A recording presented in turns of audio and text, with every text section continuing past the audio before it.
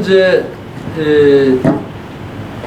그 서울대학을 정치학과 졸업 맞고 미국의 뉴욕 대학에 가서 정치학 박사를 하고 그다음에 뉴욕 주립대학에서 가르치다가 또 스탠포드 대학의 후보 연구소를 하고 있습니다. 거기서 공부를 하다가 그때는 이제 제가 레이간 대통령의 선거 전략 자문을 했습니다. 그래서 소련을 망키는 전략을 제가 짜서 소련을 핵무기로 죽일 생각하지 말고 경제적으로 목을 졸라 죽여라. 그래서 이제 해서 소련이 망했습니다.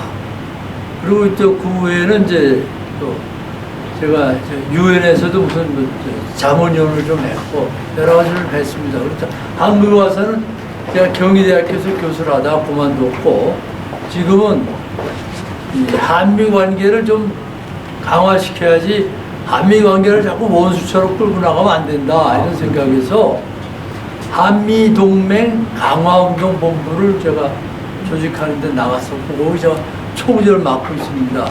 앞으로 부족한 게 있지만 많이 좀 지도를 해주시고 또 제가 뭐 도와드릴 일 있으면 말씀해 주시면 제가 열심히 돕겠습니다. 감사합니다. 안녕하십니까. 저 유종열입니다. 아까 이제 말씀드렸는데 제가 오늘 강의 비슷하게 하나 오늘 또 말씀드려도 괜찮을까요? 예. 네.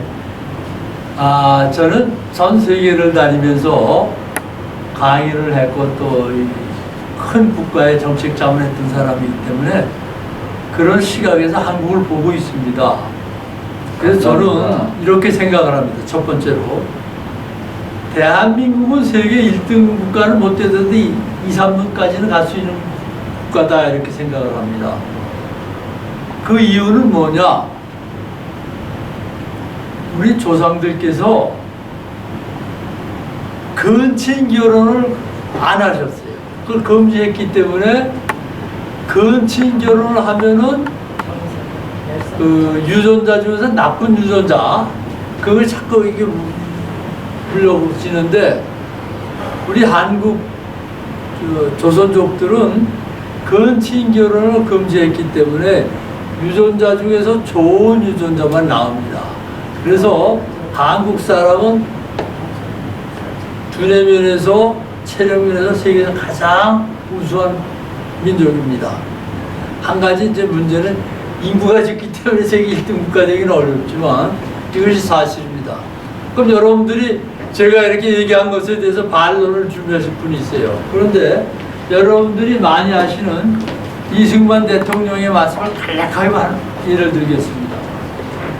이승만 박사가 베냐고등학교 졸업하고 미국으로 유학을 가서 하버드 대학에서 공부를 하고 그 다음에 이제 그때 프린스턴 대학이 더 좋을 때니까 프린스턴 대학에 정치학 박사를 받으러 갔습니다. 근데 그때 그 프린스턴 대학에서 아주 유명한 교수가 한 사람이 있었는데 이 사람이 강의를 하면 어떤 누르퉁퉁한 놈이 또 정말 자기 얼굴만 쳐다보는 거야. 입만 쳐다보고. 자기가 미국에서 최고 많은 교수였는데 아닐 거 없잖아요. 다른 학생들 다 이러는데 그러니까 이제 이놈을 한번 혼내야 되겠다 생각을 했어요. 그래서 그번에서 제일 똑똑한 사람이 누군가를 찾아보니까 나와요. 그래서 그렇지. 이 제일 똑똑한 놈한테 물어서 답변을 못하는 걸 이승만이한테 물어보자. 이렇게 생각을 합니다. 그래가지고 하루는 와가지고 칠판 이렇게 써 녀석도 쓰러시나 막 밑에까지 딱 썼어요. 그러고 쓰자마자 그렇게 사진을 보냈어요. 아시다시피 교수가 칠판에 못 쓰면 이렇게 베끼기 때문에 교수가 반쯤 써야 다 끝나면 반쯤도 못 베낀다고요.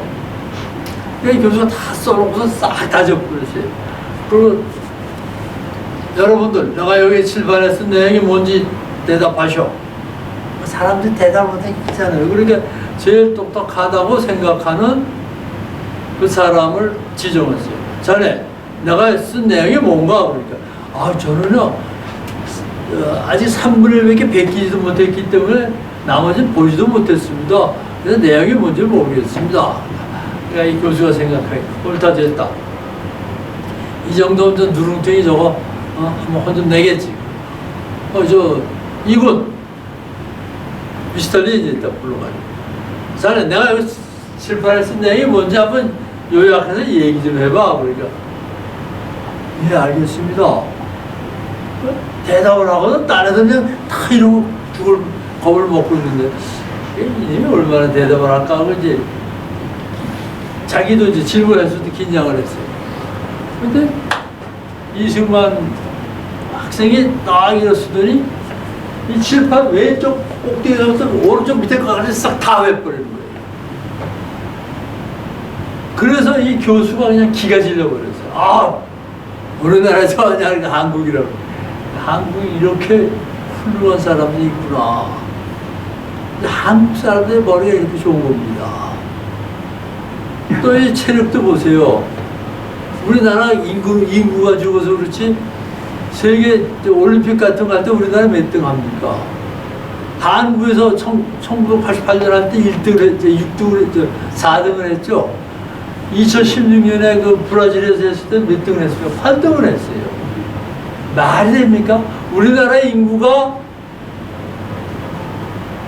28등밖에 안 되는 작은 나라입니다. 근데 28등밖에 안 되는 나라가 4등을 하고 8등을 합니까? 더구나 골프샵 하는 거 보세요. 여자들 골프샵 할 때는 웃기는 게 1등, 2등, 3등이 거의 다 한국 사람이에요. 1등하고 2등을 못하면 1등하고 3등을 하든가. 아니면 1등하고 4등을 하든가. 이게 말이 됩니까? 그래서 저는 대한민국 국민들이 세계를 지배할 수 있는 큰 국가를 키울 수 있다고 생각을 합니다. 여러분들이 그걸 꼭 좀 믿어주세요. 한국 사람들은 세계에서 가장 위대한 국민입니다. 근데 이렇게 위대한 국민들이 매일 못 살고 고생을 합니다. 뭐 단군조선하고 고구려를 다 어디다 뺏겼습니까? 짱꼴한테 다 뺏겼죠? 통째로 다 뺏겨버렸어요. 왜 그러냐? 얼마 전에 소련이 망하고 나서 한국에 여기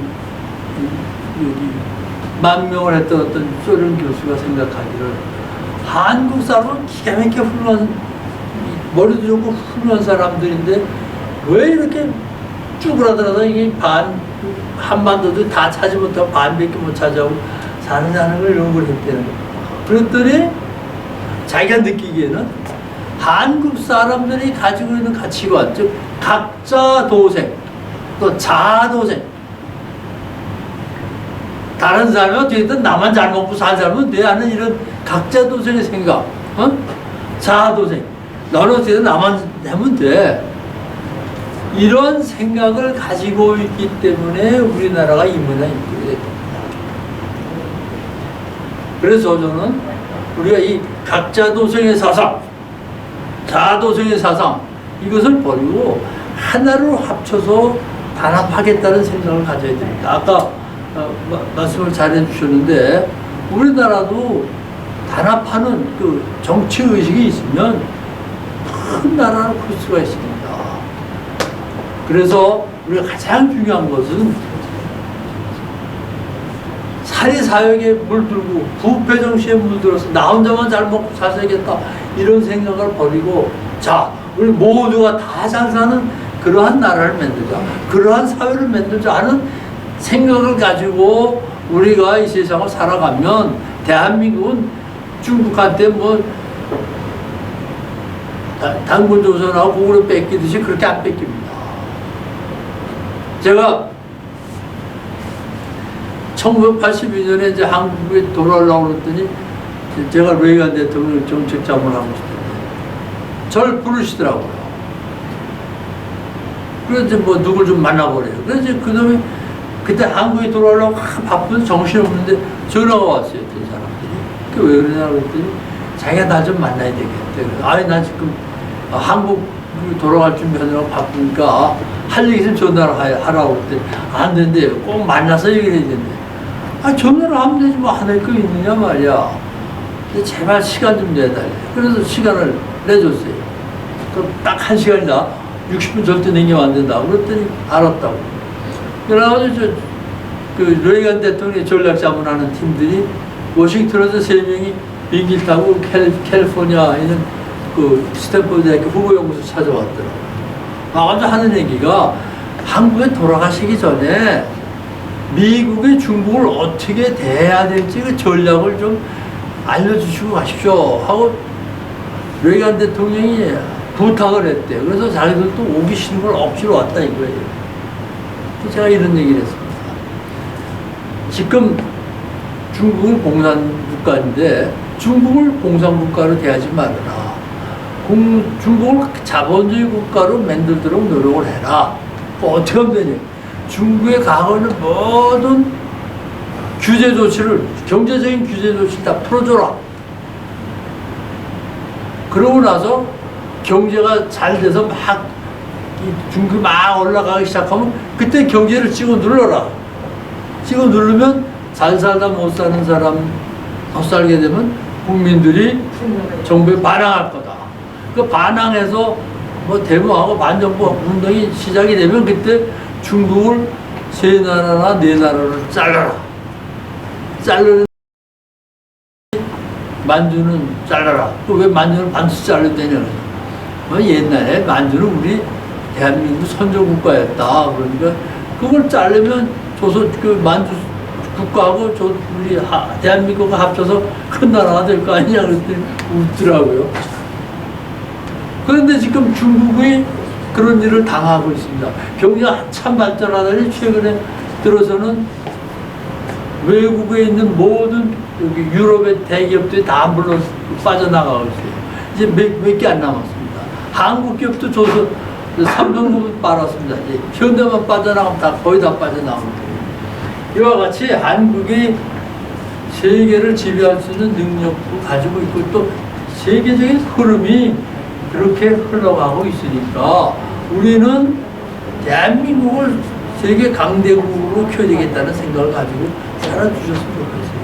그래서 제가 대한민국을 세계 5대 강국으로 키우자는 책을 써서 했더니 그걸 또 한국 사람보다 외국 사람들이 더 많이 읽더라고요. 그런데 이 결론은 뭐냐 하면 아까 말씀하셨던 것처럼 우리가 그런 의식을 가지고 정치를 올바르게 하고 사회 모든 질서를 올바르게 하도록 우리가 앞장서야 되겠다 이겁니다. 정치 나쁜 짓 하고 도둑질이나 하고 남의 거 뺏어먹기나 하고 지금 뭐처럼 국가를 잡다 이거 공산화 시킨다고 그러면 이게 나라가 되겠습니까? 우리나라 공산화 되면 잘 될 것 같아요? 소련도 공산국가 제가 레이간 대통령한테 얘기하고 난 9년 만에 망해버렸어요. 그러니까 우리는 우선 공산주의화되는 대한민국을 막아야 되겠다. 절대 대한민국이 공산화돼서는 안 됩니다. 두 번째, 우리는 정직하고 의로운 정치를 하도록 이 정치인들에게 압력을 가하고 이렇게 해야 됩니다. 그러면 우리나라는 의롭게 되고 정치 잘하고 그럼 경제가 그냥 하루아침에 세계 5등 국가 이내로 들어갈 겁니다. 정말 우리나라는 잘 살게 될 겁니다. 벌써 10등 국가 됐습니다만 그래서 제 생각에는 아까 연 회장님 말씀하시면서 우리 국가를 올바르게 키우자는 민족 정신을 키워가지고 대한민국을 세계 2, 3등 내에 들어가는 국가로 만들어 주는데 앞장서 주실 것을 간곡하게 부탁드립니다. 감사합니다.